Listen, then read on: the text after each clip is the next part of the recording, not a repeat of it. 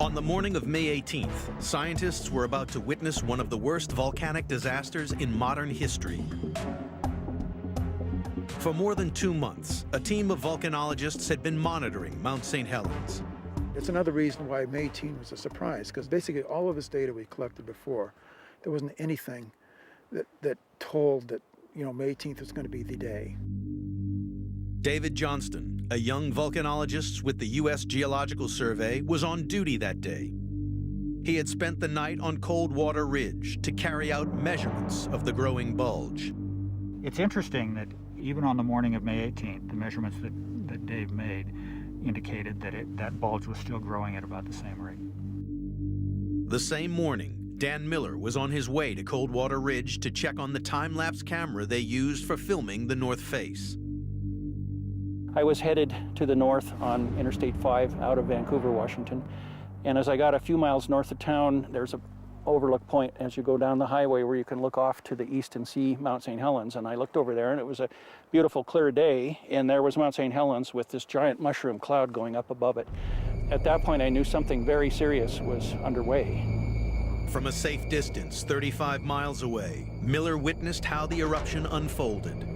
The first thing I did was went to our radio, our communications radio, and I made some calls up to Dave to try to raise him and find out what was happening.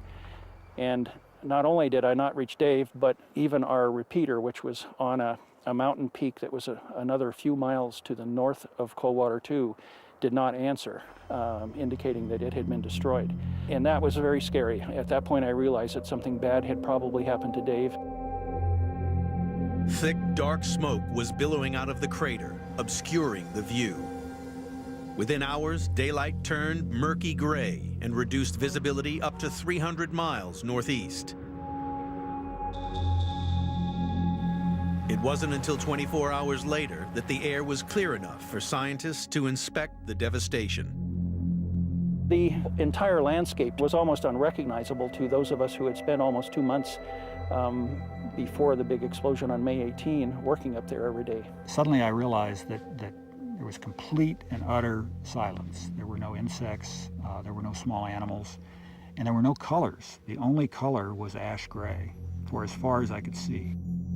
We made our way up along the edge of the ridge and we found the small quarry where Dave's trailer and our vehicle had been parked on the morning of May 18th, and we could see that it was gone. Neither Johnston nor the trailer were ever found. A total of 57 people were killed, along with thousands of deer, elk, bears, and other wildlife. 230 square miles of forests were destroyed, and the eruption had torn a 2,000-foot wide crater in the summit. It was no longer a beautiful Fuji-type volcano. And in fact, we could see that the top of the volcano appeared to be missing or was obscured.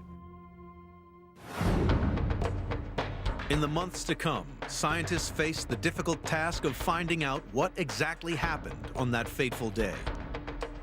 They searched the ground for clues and methodically pieced together the chain of events that had led to the devastation.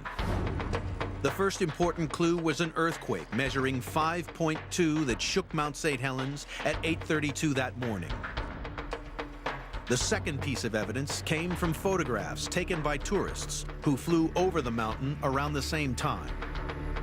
They looked down and they were able to document by a series of photographs some shaking on the top of the mountain, and then right afterwards the whole front of that mountain started to move sideways. In a series of still photographs, they documented how the bulge collapsed. A magnitude 5.1 earthquake caused the north flank, which was greatly weakened by the deformation, to break loose in the form of a giant landslide.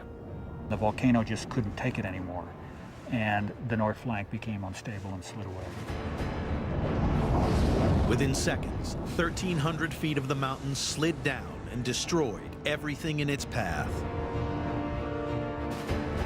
What used to be a quiet mountain valley, with the Toutle River running through it, was now filled with debris up to 600 feet high, forming a hilly terrain known as the hummocks.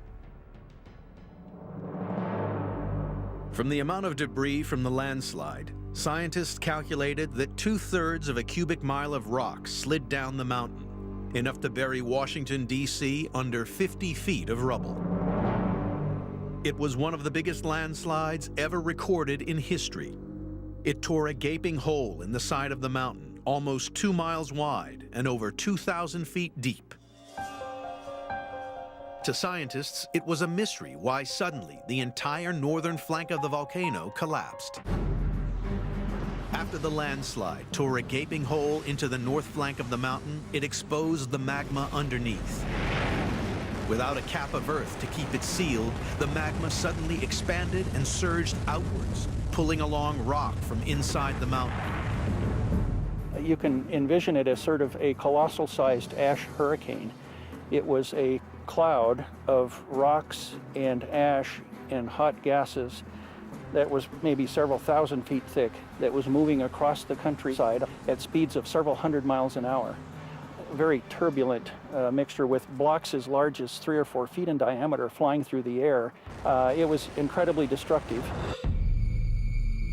After the initial surge, Mount St. Helens turned quiet. For half an hour, there was calm and tranquility.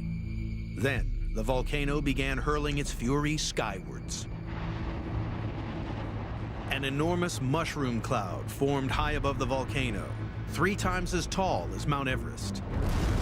Ferocious explosions went on for hours, releasing huge amounts of energy equal to 27,000 Hiroshima-sized atomic bombs. What happened on May 18, 1980 became a landmark event for scientists. It provided them with an unprecedented chance to study a lateral eruption.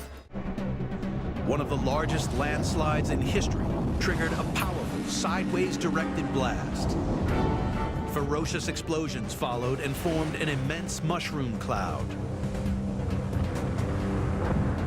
Late that afternoon, the volcano slowed, but more chaos was about to strike as the eruption had triggered another destructive process.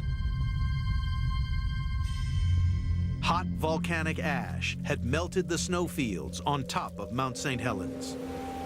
Hundreds of tons of meltwater mixed with soil and formed a series of mud flows that cascaded down the slopes. The biggest of the mud flows came down the Toutle River Valley. On its way there, it reached record speeds of 90 miles per hour and raced over hills as high as 20-story buildings. It destroyed a total of 27 bridges, nearly 200 homes, and more than 185 miles of highway and roads. Today, its remains are still preserved on the banks of the Toutle River,